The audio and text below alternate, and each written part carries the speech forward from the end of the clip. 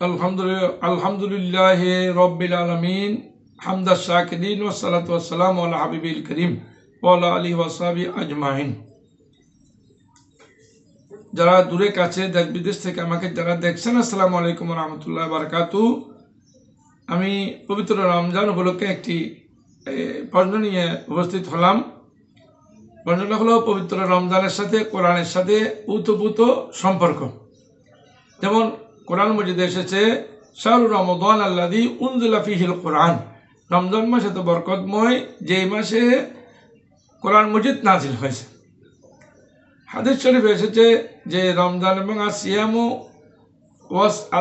ওয়াল কোরআন ইউসাফিয়ান লিল আবদি, কোরআন শরীফ এবং বান্দার জন্য, কোরআন শরীফ এবং রমজানের রোজা এই দুইটাই বান্দার জন্য এই বিভিন্ন জায়গায় কষ্টদান জিনিস থেকে বাধা দান করবে, অর্থাৎ আল্লাহর কাছে সুপারিশ করে তার শাস্তি মওকুফ করাবেন পবিত্র কোরআন এবং রমজান রোজা।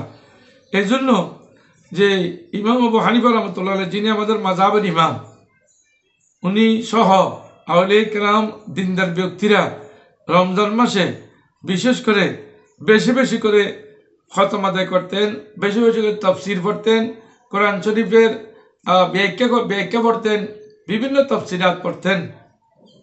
বিশেষ করে ইমাম আবু হানিফা রাহমাতুল্লাহ আলাইহি যে পবিত্র রমজান মাসে 30 দিন রোজার মধ্যে 63 খতম আদায় করতেন। সুবহানাল্লাহ।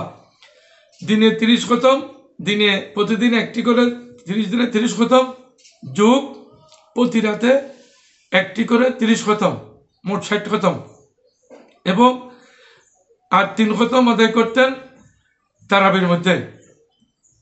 তো ইমাম আবু হানিফা রাহমাতুল্লাহ আলাইহি সর্বমোট 63 খতম রমজান মাসে আদায় করতেন। তো দেখা যায় ইমামে আবু হানিফা রাহমাতুল্লাহ আলাইহির সাথে আবার ইমাম বুখারী রাহমাতুল্লাহ আলাইহি দেখা যায় প্রতিদিন 1 খতম করে রমজান মাসে 30 খতম আদায় করতেন। এটা কোথায় এসেছে?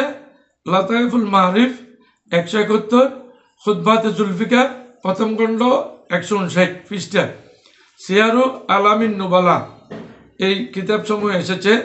তো পবিত্র কোরআনের সাথে রমজানের সাথে ওতপ্রোত সম্পর্ক একজন শায়ের খুব সুন্দরই বলেছেন, ও জমানে মে মুআজ্জজ তে হামিলে কুরআন হোকর, তুম জলিল খার হুয়ে তারিকে কোরআন হোকর। সেকালে মানুষ বুজুর্গ হয়েছেন, সম্মানিত হয়েছেন কোরআন শরীফ আঁকড়ে ধরে, কোরআন শরীফ অনুযায়ী আমল করে। আর বর্তমানে কোরআন শরীফ ছেড়ে দিয়ে মানুষ বেইজ্জত হচ্ছে, মানুষ লাঞ্ছিত হচ্ছে, অপমানিত হচ্ছে। আল্লাহ রাব্বুল আলামিন পবিত্র রমজান মাসে আমাদেরকে কোরআন মজিদ তেলাওয়াত করার এবং কোরআন মজিদের ব্যাখ্যা পড়ার আল্লাহ আমাদেরকে বেশি বেশি করে তৌফিক দান করুক। আমিন। ওয়া আখিরু দাওয়ানা আলহামদুলিল্লাহ।